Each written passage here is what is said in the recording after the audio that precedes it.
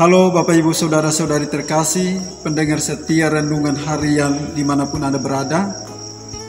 Salam damai sejahtera untuk kita sekalian. Dan selamat berjumpa kembali dalam edisi renungan hari ini.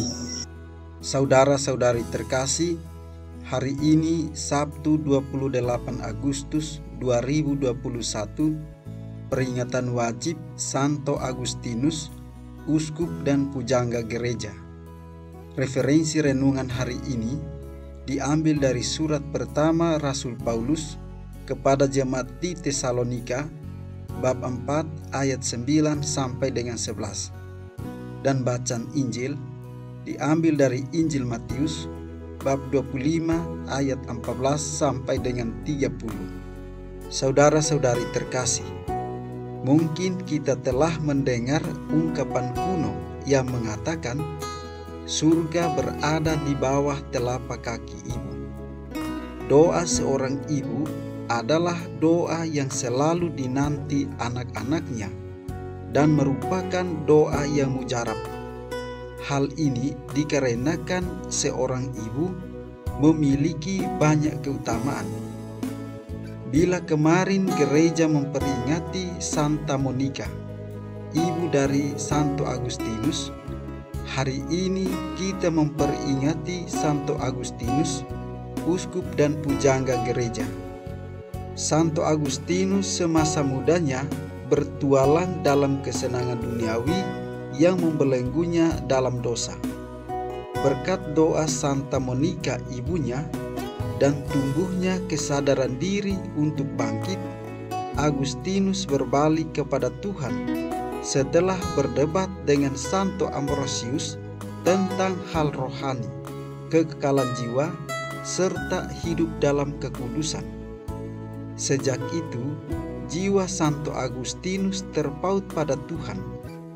Melalui buku Pengakuanku serta ungkapannya, Terlambat Aku Mencintaimu, kekekalan yang senantiasa baru, Santo Agustinus menyentuh nurani banyak orang yang rindu untuk mengecap kedamaian dan ketentraman hidup rohani dalam persatuan dengan Tuhan.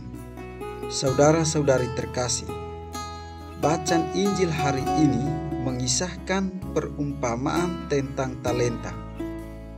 Perumpamaan ini menggambarkan apa yang akan terjadi ketika Tuhan datang kembali ke dunia. Prosesnya seperti halnya seorang tuan yang bepergian ke luar negeri dan mempercayakan hartanya kepada para hambanya. Masing-masing diberi tanggung jawab sesuai dengan kesanggupannya. Setelah lama berselang, tuan itu pulang dan melakukan perhitungan atas talenta yang dipercayakan kepada hamba-hambanya itu. Prinsipnya, talenta itu harus berkembang untuk memperoleh laba. Saudara-saudari terkasih, cinta kasih Kristiani itu melibatkan perasaan. Namun, bukan hanya soal perasaan. Sebab, cinta kasih Kristiani pertama-tama adalah komitmen untuk merawat dan mengusahakan kebaikan bagi orang yang dicintai, bila perlu sampai mengorbankan diri sendiri. Kasih tak bisa diajarkan dengan tulisan dan uraian, tetapi dipelajari dengan melakukannya. Hamba yang menerima satu talenta dalam Injil tidak mencintai tuannya, sehingga ia gagal mengapresiasi pemberian si tuan dan tidak punya gairah untuk mengembangkannya. Alih-alih mencintai, si hamba itu takut dan berprasangka buruk terhadap tuannya. Itulah sebabnya ia menjadi malas untuk mengembangkan talenta yang telah diberikan, padahal talenta itu diberikan menurut kesanggupan si hamba sendiri.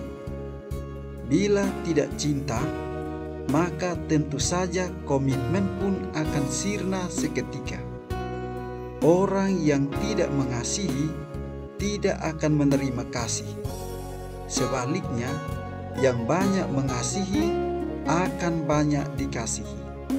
Saudara-saudari terkasih, apa yang Tuhan titipkan kepada kita bukanlah untuk dipendam sendiri. Segala kepunyaan kita adalah milik Tuhan. Akan tiba saatnya kita mempertanggungjawabkan semua. Apakah kita memperlakukan harta itu untuk kemuliaan nama Tuhan, atau sebaliknya menjadi bahan kesombongan diri? Tuhan tidak mau jika hartanya itu kembali begitu saja, atau bahkan sudah hilang, tetapi harus menghasilkan buah. Jika kita setia dalam perkara kecil, maka kita juga akan setia dalam perkara besar. Jika kita setia pada Tuhan dalam dunia ini, Tuhan juga akan mempercayakan kehidupan yang kekal kepada kita. Santo Agustinus berusaha untuk mengembangkan seluruh talenta di dalam dirinya untuk kemuliaan nama Tuhan dan kebaikan sesama, melalui pengajaran dan kesaksian hidupnya secara optimal. Apakah kita telah mengolah semua talenta, bakat, dan kemampuan secara maksimal? Di akhir renungan ini, marilah kita mohon berkat dari Tuhan. Kiranya Tuhan senantiasa memberkati kita.